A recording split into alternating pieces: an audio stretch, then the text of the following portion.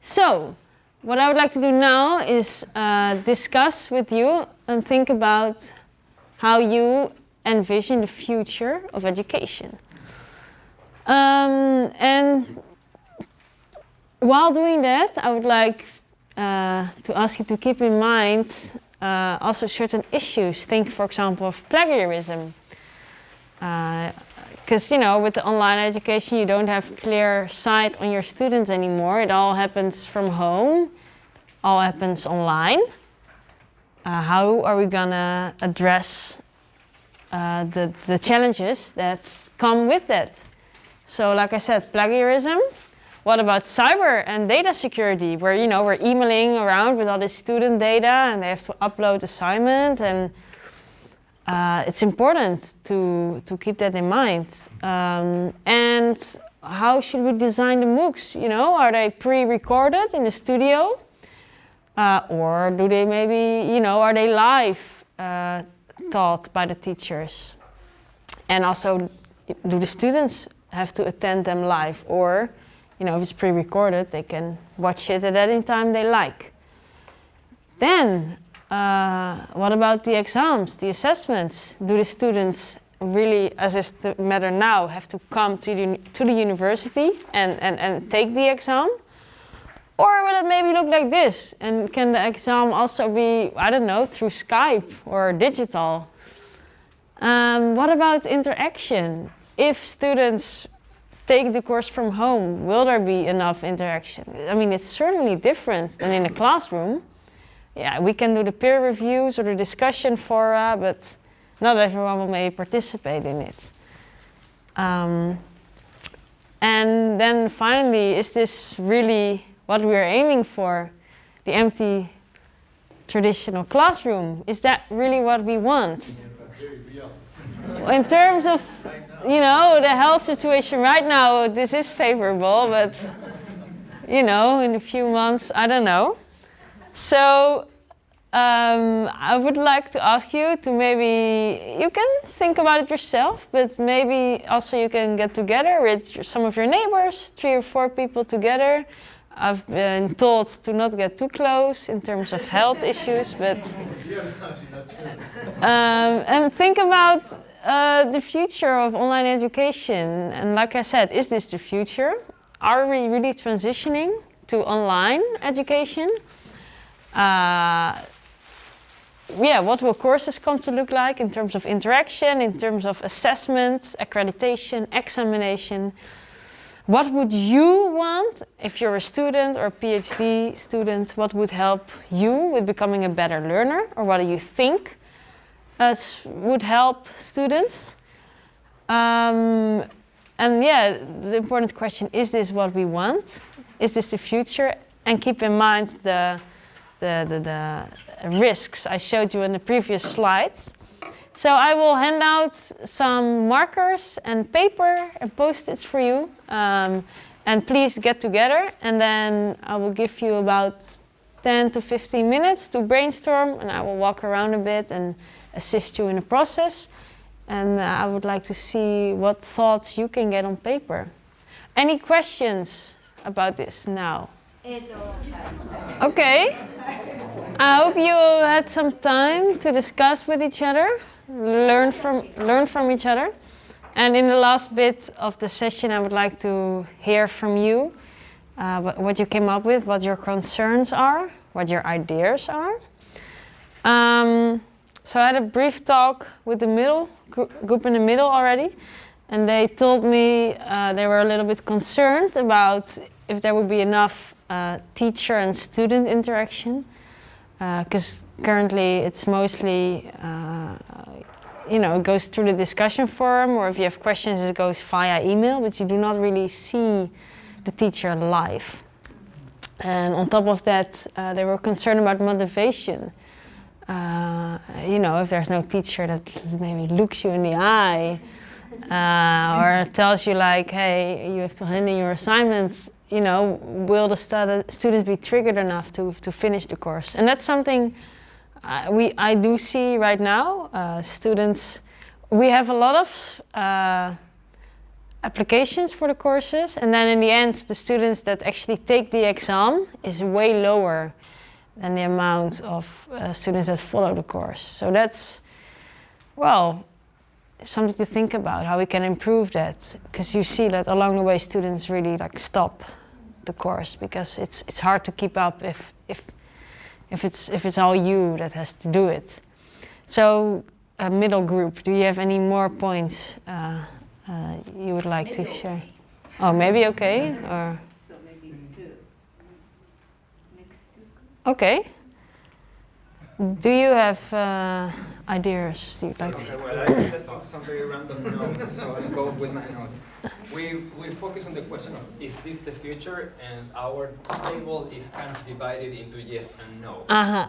We have the yes team. We have no choice. So they are the boss, so we're like, okay, yes. But it's a yes with but. Yes. So the yes with but includes, now with the coronavirus, it's very clear. Yeah. This is a solution. Right. It is going to help, like with all the teaching and the interaction for the time being. And one important thing is, for example, that it will give access to our students in Kyoto University to go abroad without necessarily Right. going abroad. So it's safe. But then on the other hand, this coronavirus is not going to last forever, and this cannot be a policy forever. That's right.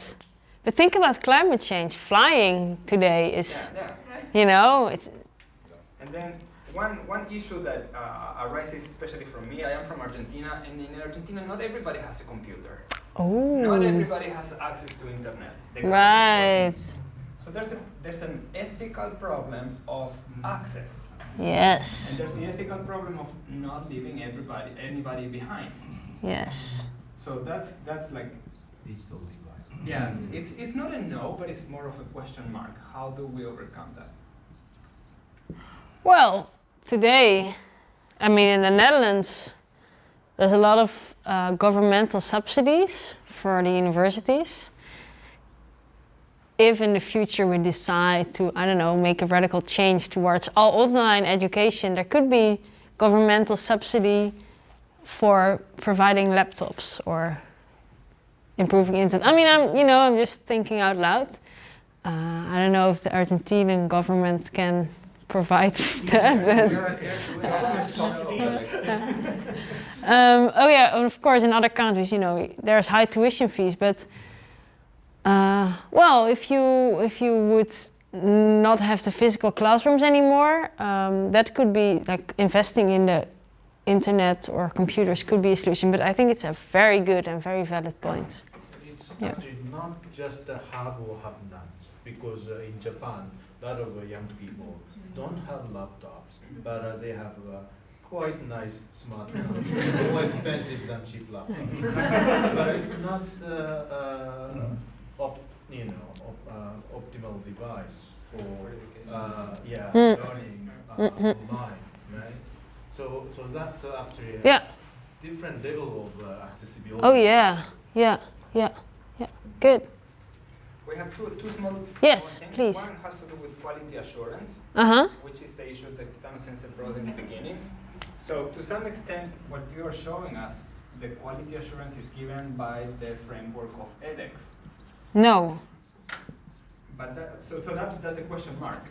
Oh, you mean quality in terms of credits or quality of data security? Quality of the Credits. content of the Credits. course. It's the universities are. Then you need a framework. You need the universities to agree on a framework for quality assurance. Yes. And then the network that you just showed us is rather small and it's very European. Yes, so it makes true. sense because it's among friends. But what happens when you bring a university that is very different? So that brings a big question mark on quality assurance. Right. And then one last thing that we talked about was the importance of the learning ecosystem, we call it. I like that term. Yes. So this was Lily-san's idea. You can explain what you meant by that. I think. Well, the idea of the ecosystem had to do with the environment, like the learning environment, when that has to do with the issue that you wrote there about interaction. Which is a live organism, right? So yeah, so it, Like Yes. a body. Yes, yeah. And when you want to shift everything online, you will lose the chance to be part of a living body. To lose all the benefits that you would get from a physical classroom. Yes. Including the discipline. Yes. Learning how to become a human, a real, like a human being. Discussing with each other. Yes, yeah.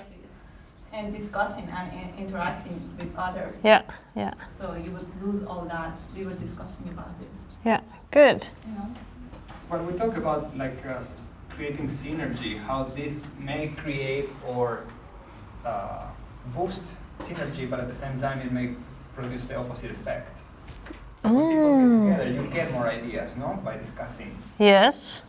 But if you don't have the human touch, sometimes that conversation is kind of like dry. Yeah. I can speak up from our group. We're thinking on similar lines. Yeah. And what you're presenting here is only one half of a flipped classroom. So the other half would be the responsibility of the home university to have discussion classes. So it would Yeah. be more collaborative. So the students would be online taking their classes at the host university, but then the discussions would be hosted by the home university. It would be collaborative. So that way you could ensure quality because the students would be coming to a class 1 day a week. Right. Maybe attending lectures online 3 times a week, and then coming in for discussions. That's an example of- With other students following the course at the other university, but from the same university. Right. There is a method called COIL, C-O-I-L, and that's more like what the professor said, because it's shared some so Kyoto University has one course, 15 weeks, but among those 15 weeks, only 3 weeks will be shared with Right. other universities. Ah. So it's not necessarily Right. the exact same course, but share same topic or content, right? So the could share the same online material. Right. But the discussions, as he suggested, could happen, locally in a local classroom. Yes. And they can post, their discussions online, so other university students can also view and comment on that. So Yes. it's a little more complicated, but I think it's actually good. easier to adapt at each university. So it's called COIL, and yeah. I think that's very, yeah. Worldwide, yeah, it started in the States. But, so several Japanese universities, Tokyo Gaigo, ICU, Kansai Daigaku maybe, they are doing some. Right. Good. One more point from your group, or was this the main? Cost? So what we were talking about is in terms of sustainability. Mm-hmm. So if we are talking about the future of this kind of Yeah. thing, so nothing will be free. I mean, we saw something in your previous slide saying no cost, no limit or something. Yes. So somebody has to pay, that's what Oh yes, of our course. concern. Yes. Our second concern was that most of these courses are introductory type courses, Yeah. 4 to 6 weeks. Yes. It is suitable for all the fields of education. For all fees? All fields like medicine. All fields. Like No, you have to, if you want to, well, of course, everyone can follow it, but if you want to make it part of your study program, you have to discuss it with your study advisor if this course can fit within your curriculum, if it fits for your program. So, yes, you have to take that in mind. And for the costs, of course, there's a lot of costs involved with the MOOC development, and the universities pay for this. So, of course, it's not free, but because, some universities offer some courses for their students for free, and because of the exchange partnership, we can also offer the courses to exchange students for free, because we can offer courses from other universities to our students for free. So in terms of like for the students, it's free if there is exchange. So yeah. Okay, the group in the back. Yeah, actually, we talked about some topics are covered by the previous groups. Actually, like quality assurance or like balance between online learning and the face-to-face Yes. learning. And but we talked also about kind of community development of the especially freshman students. So I mean, usually freshman students start their student life in April. Yeah. And, but some students are like as other group said, some students have less connected, less internet connection, and or even some students have kind of community or friends, even no friends. Like they start their life at their university and like get along with their friends, and they start their kind of learning. But in this current situation, this is quite problematic. So you mean that university also harbors a big part of social life, and with online learning you don't have that social part. Yeah, Maybe individual students have to kind of learn kind of dividedly if there is kind of community-based learning system. So how do you think about that? What exactly do you mean with a community-based learning system? I mean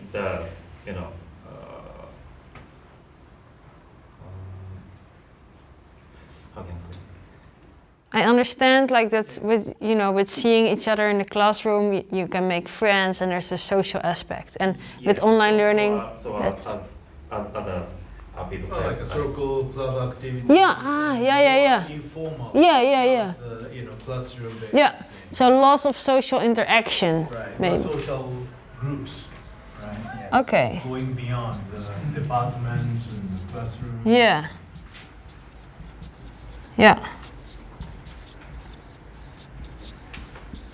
And it's hard because usually it's not virtual, then a lot of exchange students can interact with the local students, right? Yeah. And then they make plans. And learn about hard to do this via online. Yeah. Then in that sense it really differs. Yeah. Good. One more point or group? We talked about this phrase, virtual exchange program. This term exchange means exchange lectures among institutions, but not among students, as pointed at the former group and Professor Yoshi pointed out. So now it's the first time for me to know the COI. Collaborative online international learning. So I think it's a solution. Right. So, because this VEP, virtual exchange program, doesn't exchange the experience among the students. Right. So I think this COIL is a solution. Yeah. Just listening what you introduced about EVT in this handout. Okay.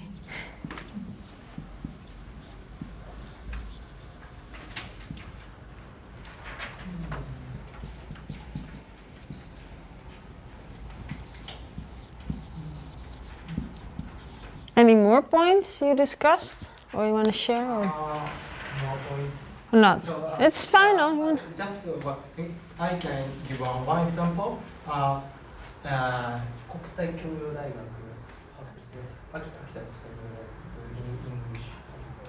秋田国際教養大学秋田国際教養 University having a lecture which is in online about Jomon culture. Ah. Do you know?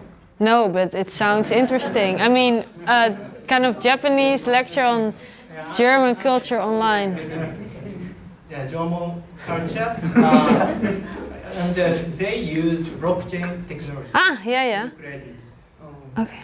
So I think there are many technologies for support. I think so too, yeah. Okay, well, we have gained many insights. I'm definitely gonna share this also with the people in Europe and the team because I think this is very valid and you brought up some new points and solutions. Yeah, I really want to thank you for your input and being here. And we're a little running out of, well, we're over time and I don't want to keep you any longer in here. So I hope you enjoyed listening to me and hear about the virtual exchange program and also thinking about it yourself. And I will, if you have any questions or comments or later on, you can send me an email also or just come after me after the session right now. So again, thank you very much for coming and participating. I very much appreciate it. And yeah, if there's no more questions from you, then I wish you a good day after this. Yeah, thank you.